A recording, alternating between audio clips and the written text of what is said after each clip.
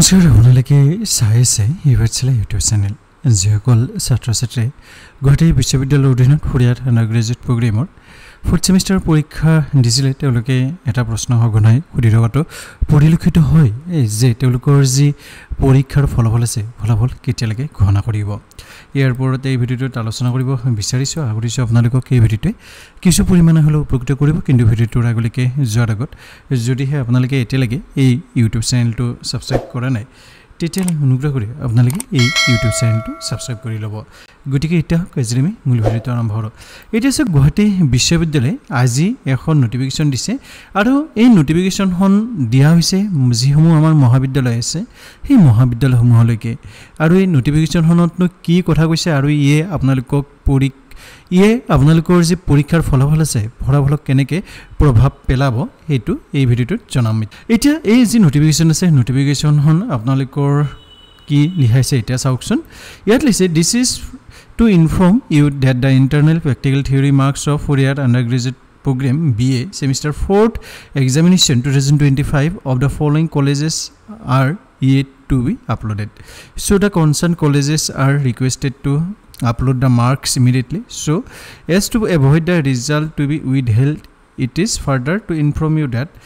the correction of papers if required can be done in college through the college login. Result will be kept withheld or will unavailable for all these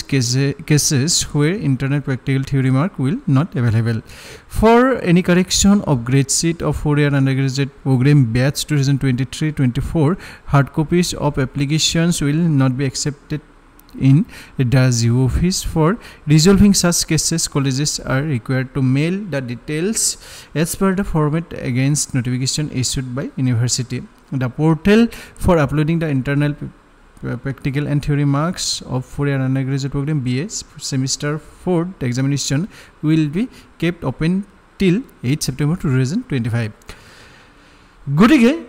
ইয়াত আপোনালোকৰ কোৱা হৈছে যে কেইখনমান মহাবিদ্যালয় এতিয়াও বিএৰ 4-year undergraduate প্ৰগ্ৰামৰ 4th সেমিষ্টাৰৰ যি theory practical আৰু ইন্টাৰনেল যেটো এক্সামিনেশনৰ মাৰ্ক আছে এই মাৰ্কটো তেওঁলোকে আপলোড কৰা নাই আৰু যেহেতুকে মাৰ্কটো আপলোড কৰা নাই তাৰ কাৰণে গুৱাহাটী বিশ্ববিদ্যালয় এতিয়ালৈকে তেওঁলোকৰ যি পৰীক্ষাৰ ফলাফল আছে ফলাফলসমূহ দিব পৰা নাই যেতিয়া এই যি মহাবিদ্যালয় আছে মহাবিদ্যালয়সমূহক আপোনালোকৰ 8 ছেপ্টেম্বৰ 2025 তাৰিখলৈকে সময়সীমা বান্ধি দিয়া হৈছে আৰু এই সময়সীমাখিনিৰ ভিতৰত তেওঁলোকৰ যি পৰীক্ষাৰ ৰিজাল্ট আছে তেওঁলোকৰ যি পৰীক্ষাৰ মাৰ্ক আছে এই মাৰ্কসমূহ তেওঁলোকে পঠাবৰ বাবে অনুৰোধ জনাইছে গতিকে